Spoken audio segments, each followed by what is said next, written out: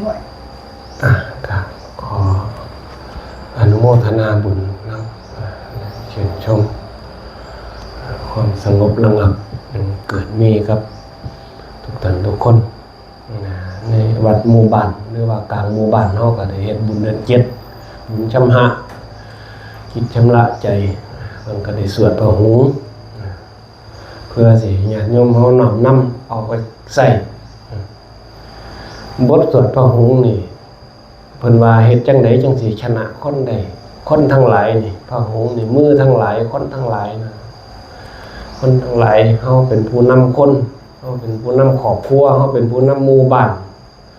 เฮาเป็นผู้นำจิตวิญญาณของชาวบ้านก็คือพระสงฆ์องค์พระเจ้าเฮ็ดจังไดจังสิเอิ้นกันไปเฮ็ดได้จังไดจังดึงเสือกดึงหยังมานี่ดึงมาจองกันไว้นี่เฮ็ดจังไดจังสิผูกจิตผูกใจจังเป็นเยื่อใยสายใยให้กันอาหังสุกิโตโหมิเฮ็ดจังไดตัวเองจังสิมีความสุขเฮ็ดจังไดบ้านเมืองจังสิมีความสุขได้เพิ่นก็เอาหลักธรรมคำสอนนั่นอธิบายสู่กันฟัง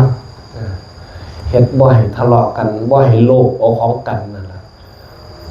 เสียสละแม่นบ่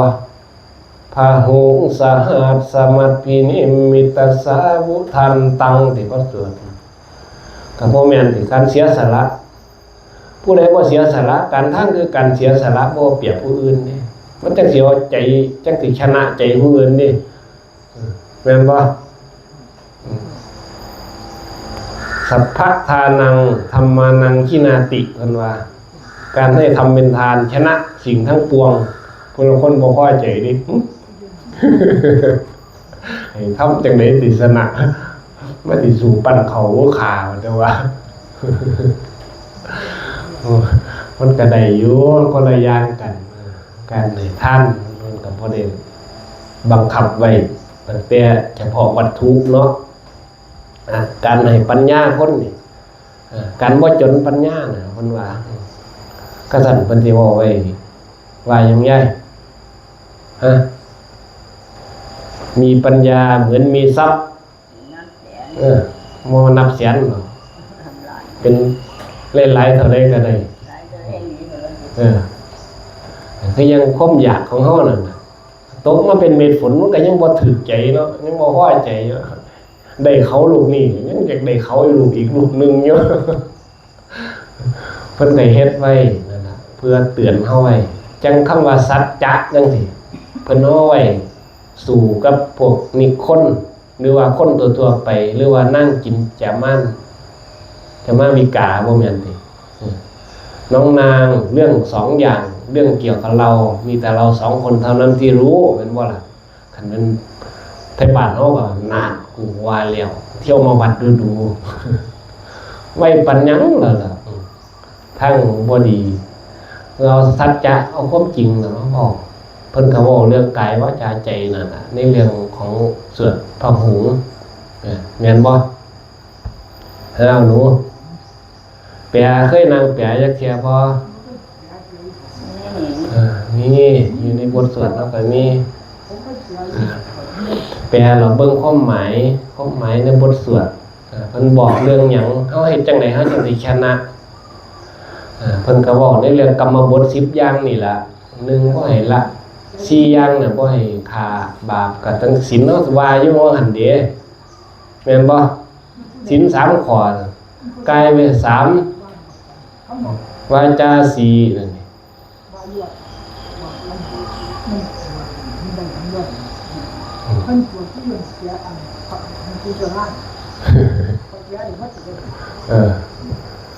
แปลได้มันต้องเข้าใจต้องอธิบายสู่กันฟังได้นั่นล่ะมันยังไปได้ดินั่นล่ะเอาตั้งใจฟังซะก่อนเพื่อสิเฮาได้น้อมนำไปใช้ประโยชน์คือหลักๆเพิ่นบ่ให้โลภทั้งใจเฮานั่นล่ะ1บ่ให้โลภบ่ให้พยาบาทเฮ็ดความเห็นให้มันตรงกันคนเหมือนบ้านเพิ่นเปรียงคือยังดึงสายศีลดึงมาใส่กันเพื่อหยังเพื่อให้เกิดความสมัครสมานสามัคคีเอาหินมาหยังเอาทรายมาหยังเอาหินมาเพื่อให้ใจมันหนักแน่นเฮ็ดมันใจมันปกติเอาทรายมาหยังเนี่ยมันถูกอุกอังสังหยานี่ไงมันเทน้ำใส่แล้วทรายมันดูดซับน้ำดีบ่แม่นติ ใจเฮาก็สิไปข้างเห็นหยังเรื่องนั้นบ่ดีเห็นบ่พาสวดว่างั้นอตีตังนานวาคะเมยยะนับปฏิกังฆ่าอนาคเตจังว่าอดีตจะไปคิดมันบ่แม่นติอยู่กับปัจจุบันบ่แม่นติฝึกเอามันให้มันได้นะมันม่วนก็หยังได้กันเฮาเข้าใจดึงเอาหลักธรรมะมาใส่คันอยู่นำกันดีๆมันก็ม่วนอยู่ดีมันม่วนก็ได้อยู่นำกันก็เฮ็ดไปบ้านเฮาผู้เฒ่าเก่าเพิ่นสอนนี่ดีดิกินว่าหนูเพิ่นว่าไว้จังได๋เพิ่นว่าทางปากเว้าหมู่เจ้าว่าสิมาเอาบุญใจเพิ่นโลเลโซเซ่ฮ้อนฮ้อนเพิ่นว่าบุญบ่เหลือเพียงข้างของโตก็ทองชิงแล้วอีแม่เอ้ยเพิ่นน่ะอาบน้ำบ่แพ้แล้วเจ้าบ่สูเสยล่างตมสิเปื้อนแปดชิงเด้เพิ่นว่ามันละแม่นความเพิ่นเว้ยแม่นบ่อาบน้ำบ่อาบน้ำสะอาดอาบน้ำขี้ตมอาบน้ำหอมหยังคันเพิ่นว่า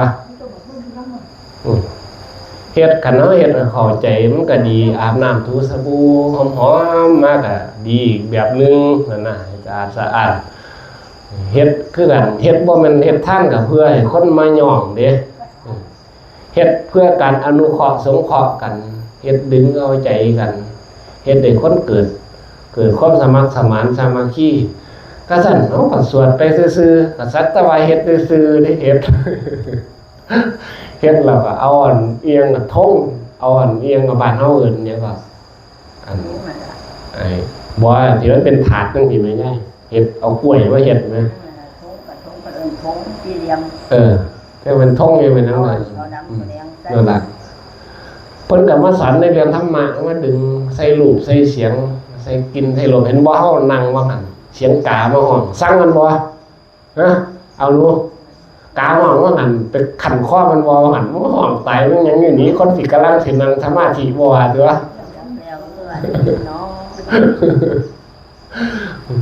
มันเป็นลมมันเสยมันก็ฮ้องคือเรือของมันเฮาเฮ็ดสมาธิเฮ็ดก็ท่านเพิ่นสิว่าสมาธิบ่หวั่นไหวต่ออารมณ์สิเนาะความตั้งมั่นของเฮาเนาะให้ฝึกเอานี่เราคันเฮาบ่รู้จักมาเฮ็ดทานเฮ็ดหยังมื้อนี้บ่รู้จักการรักษาศีลมันก็ต้องตั้งเจตนาขึ้นต่อก็ซั่นก็สิแพ้เด็กน้อยนอนอยู่ในอู่ต่อเด็กน้อยนอนในอู่บ่เฮ็ดบาปหยังเด้แม่นบ่หนูมันก็สิมีศีลหลายกว่าเฮาต่อเนาะหมาหมู่นี่แมวนี่มันบ่ได้นอนอยู่วัดกินข้าวอิ่มแล้วมันนอนตาเหลียมแม่นๆนี่มันบ่สิได้ศีลหลายกว่าเฮาเนาะคือบ่เป็นเฮาก็ต้องมีตั้งเจตนาเฮ็ดความเห็นนี่มันตรงนะมันได้โดยเฉพาะปัญญาเฮาน่ะสัมมาทิฏฐิสัมมาสังกัปโปสัมมาสังกัปโปนี่เป็นการตั้งเจตนาความดำริชอบตั้งเจตนาเฮ็ดให้ความเห็นนั้นมันตรงเราความบอกความการงานอย่างต่างๆเฮาก็ความเพียรพยายามมันก็ได้เกิดขึ้นมีสติต่างๆสัมมาอาชีพมันก็ถูกต้องมันก็ครบ8อย่างนั่นน่ะเฮ็ดไปฝึกขัดเก่าอยู่บ่เซามันก็เป็นของมันเองนั่นแหละว่ามันมุดน้ำดำดินเนาะเฮ็ดตามประเพณีก็เฮ็ดสักแต่ว่าเฮ็ดซื่อๆนี่บ่เข้าใจเอาหินมาวานไปเฮี้ยงกันซื่อๆหกกันซื่อดีว่าดีถือว่าพากันพร้อมคนเดียววานมาโลกโคคาบไปแล้วบ่ฮู้จักว่าเพิ่นเอามาไว้เป็นเครื่องหมายของการเรื่องศีลเรื่องธรรมเพราะว่าหินนี่มันหนักเด้ของในโลกใบนี้คันเฮาไปเกี่ยวข้องเอาใจเฮาไปเกี่ยวข้องกับเรื่องหยังนี่มันก็ทุกเรื่องนั้นแล้ว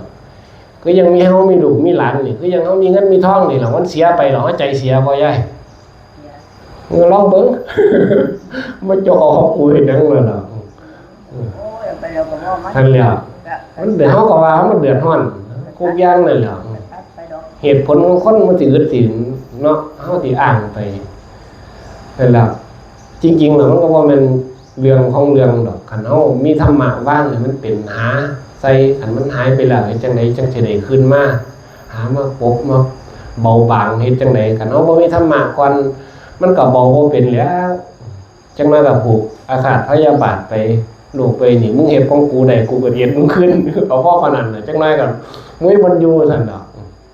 ฆ่ากันไปได้แล้วก็มาคือยังแมวกับไก่ซั่นล่ะมันบ่ฆ่ากัน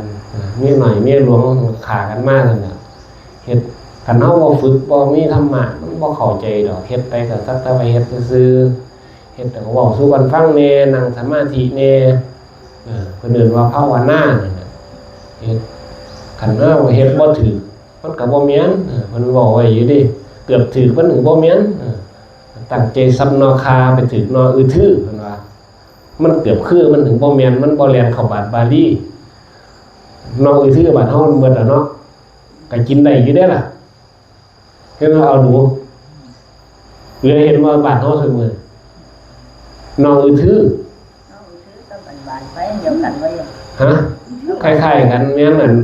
มันกลมๆดอกมันกลม บ้านไปแม่เดียวกัน ๆหน่อยคนมาเว้าปลูกมันก็กินได้คือกันกับคาคือกันใส่ต้มไก่ก็ได้มันบ่แซ่บ ได้ดอกไม้เนาะ ดอกมันก็กินได้มันก็เป็นยาคือกันมันคล้ายๆกันกับคานั่นน่ะ สมุนไพร คืออยู่แต่ว่าเฮาไปใส่งานมันใส่งานต่างกันนั่นแหละเพิ่นก็บอกไว้คืออยู่ได้เกือบคือมันถึงบ่แม่นนั่นว่าเพียงเอาเฮ็ดอยู่บ้านเฮาซุมื้อนี่ครับการให้ทานก็คือจังซี่แหล้วให้ทานก็ยังเอาเปรียบกันอยู่บ่เสียสละเนาะเฮ็ดรักษาศีลก็ว่าแต่ศีลซื่อๆเนาะศีล5ก็ว่าซื่อๆว่ามากับยาคู่หั่นก็เต็มหมอกกว่ามันก็บ่แม่นเนาะ บัดเฮาละเฮาเว้นได้สิได้มันจังเต็มเฮาจังได้เติมเต็มความเป็นมนุษย์การท่านการเสียสละอย่างทุกอย่างการรักษาศีลการเจริญภาวนามันจังสิมนุษย์สมบัติเฮาจังสิเต็มนี่กษัตริย์เฮาก็บ่ได้หยังแล้วมาโลกใบนี้ก็มาเป่าซื่อมามีแตะโกรธตะโลภตะหลงกลับไปก็ไปเป็นสัตว์เนี่ยไปเป็นสัตว์เดรัจฉานแต่ขนาดไปเป็นเทวดาก็ยังเทวดาอันมิจฉาสมาธิก็ยังมีอยู่เนาะเทวดากินของเส้นไม่ใช่ มือบ่อยากนี่เพิ่นจะเปรียบใส่มนุษย์เฮานี่ล่ะเทวดาดีบ่ดีเปรียบซุปอสูรทุ่งหยังนักการบ้านการเมืองเนี่ยเป็นเปรตเป็นยักษ์เป็นหยังเนี่ยเป็นเปรียบเทียบใส่กับพระสงฆ์องค์พระเจ้าเพิ่นเปรียบใส่หมดนั่นน่ะคันเฮาบ่จักเปรียบเทียบเบิ่งบ่จักคิดเบิ่งเป็นเรื่องๆไปมันก็บ่มีอันใดที่เฮ็ดให้เฮาเบาใจได้ดอกนอกจากธรรมะเฮาก็ว่าฝึกเอามีบ่ได้บ่เสียหูจักลบหูจักหันหูจักคุ้นเฮามีแต่คุ้นอย่างเดียวใส่บ่ได้ดิแม่นบ่รู้มันคุ้นอย่างเดียวสิทับข้อจะตายเนาะมันก็ต้องมีลบมีบวกมีหันมีหยังออกไปแนวกระสันมันก็โว้ยมีแต่ขึ้นแต่เสียงมันทับข้อเจ้าของตายเลยเนาะมีแต่เนี่ยอันนี้ก็ของกูเด้ออันนี้ก็ของกูเด้อก็เบิดแอดๆซั่นเนาะของวัฒนาบุญนำของคนละเล็กคนละน้อยบ่ได้ขอคิดกันซื่อดอกเอาน้ำมากวนน้ำละพรเป็นภาษาบาลี